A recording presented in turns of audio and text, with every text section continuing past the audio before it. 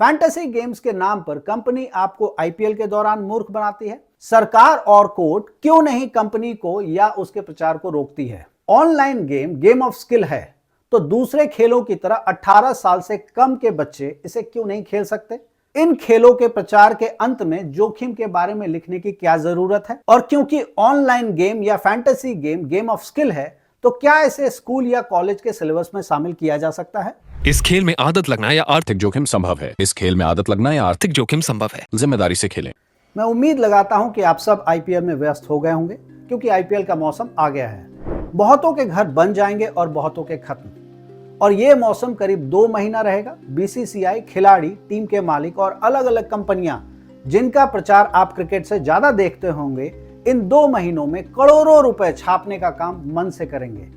TV पर अपना प्रचार करने वाली कंपनी में Dream 11, My 11 Circle, Howzat, WinZO, MPL, rummy, poker, ludo जैसी कंपनी है। कंपनियां ऑनलाइन सट्टेबाजी यानी बेटिंग को खूबसूरती से ऑनलाइन गेम या फैंटेसी गेम का नाम देकर आईपीएल के दौरान बेच रही है। नमस्कार। फैंटेसी गेम्स के नाम पर कंपनी आपको आईपीएल के दौरान मूर्ख बनाती है और आईपीएल के बाद टेलीग्राम जैसे चैनल पर किए गए प्रचार। अगर कुछ जीत जाते हैं तो और अधिक जीतने का लालच, और हार जाते हैं तो उस हारे हुए रुपए को वापस लेने की जल्दीबाजी। ऑफलाइन खेले जाने वाले जुआ में एक संकोच और समाज का भय होता था, और ऑनलाइन में वो सब खत्म हो जाता है। सवाल उठता है कि आखिर ऑनलाइन गेम खेलने में नुकसान क्या है।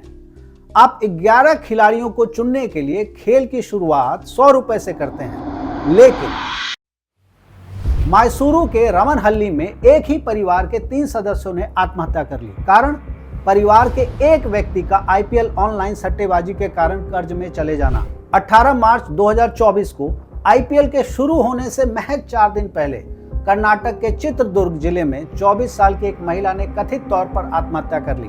कारण उसके पति का आईपीएल में सट्टेबाजी के लिए 1.5 करोड़ रुपए के कर्ज में डूबना। 2020 के जुलाई से अक्टूबर के बीच 19 से 25 साल के करीब 5 युवाओं ने भारी कर्ज के कारण अपने जीवन को शुरू करने से पहले ही खत्म कर लिया।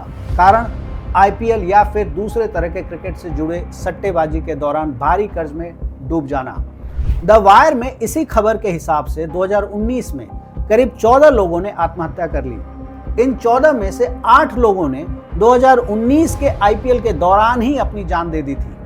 कारण फिर से वही आईपीएल में सट्टेबाजी और भारी कर्ज के नीचे दब जाना। मई 2018 में द हिंदू में छपे खबर के अनुसार आंध्र प्रदेश के चित्तूर में एक 20 वर्षीय छात्र ने भारी कर्ज के कारण आत्महत्या कर ली। कारण आईपीएल में बेटिंग या कहिए सट्टेबाजी। बहुत लंबी है, मगर हमें इन मौतों को सिर्फ आंकड़ों की तरह नहीं देखना चाहिए, बल्कि इसके कारणों के बारे में जानना चाहिए। ये सारी घटनाएं ऑनलाइन गेमिंग के नाम पर चल रही सट्टेबाजी के खतरे के बारे में बताती है। पहला सवाल, ऑनलाइन गेम का फैलाव इतनी जल्दी कैसे हो जाता है। अक्सर बुरी आदतें लोगों को जल्दी लगती हैं।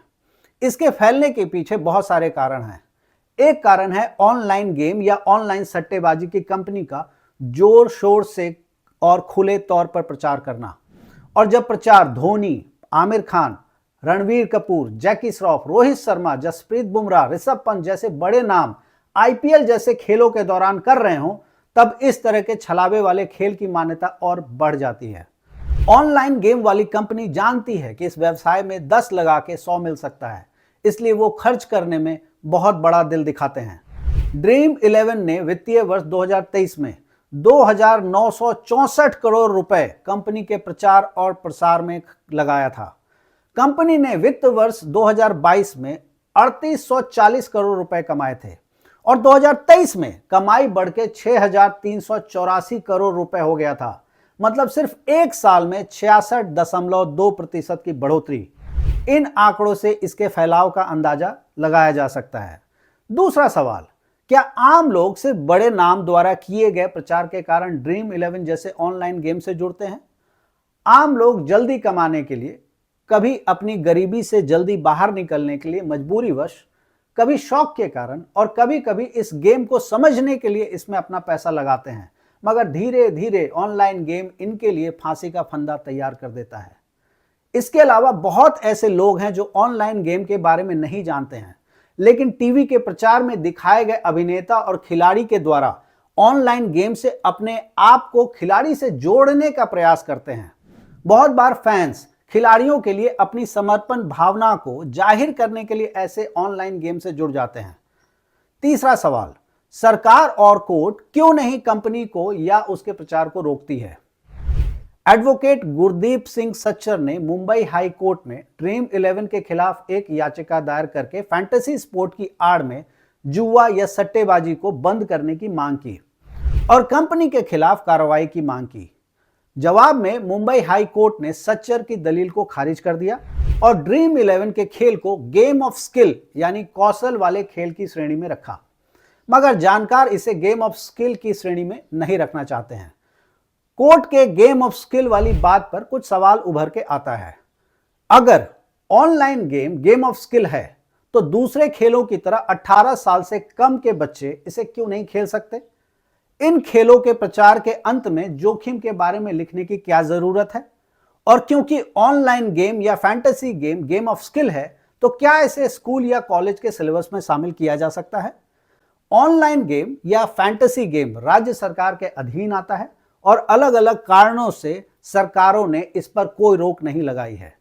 टीवी पर प्रचार करने वाली सारी कंपनियां पंजीकृत यानी रजिस्टर्ड हैं, इसलिए खेलते समय पैसा ऑनलाइन या डायरेक्ट ट्रांसफर जैसे तरीके से लगाया जा सकता है और इससे सरकार को अच्छा खासा राजस्व मिलता है। यह कुछ वैसा ही है जैसा शराब और सिगरेट के बिक्री के बारे में सरकार जानती है कि यह ठीक नहीं है, मगर सरकार के खजाने को भरने का यह एक मुख्य जरिया होता है, इसलिए सरकार उसे बंद नहीं करती।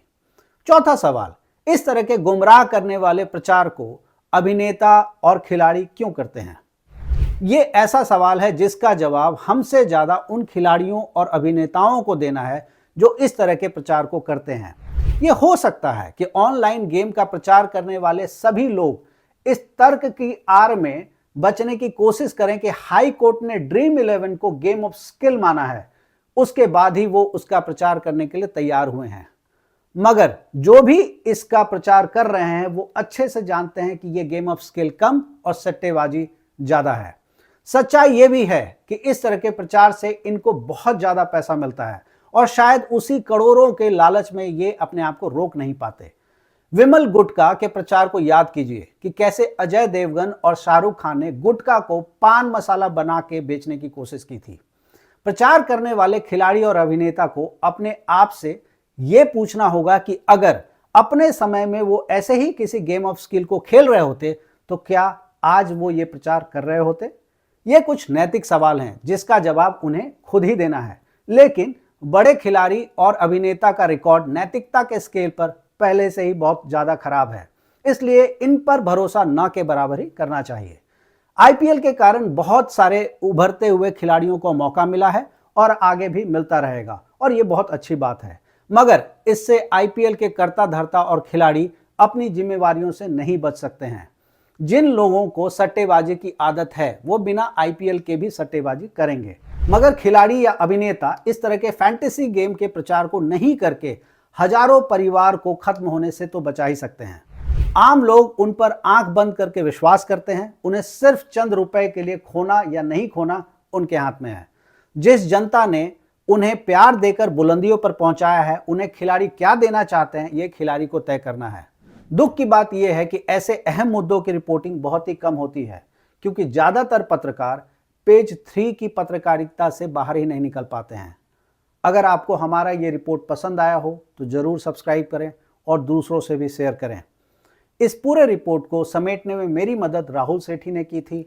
इस पूरे वीडियो की सुंदरता की जिम्मेवारी हितेश की है और जो शॉट्स आप अपने फ़ोन पर देखते हैं वो हमारे नवयुवक गुरिंदर कुमार ने बनाई है।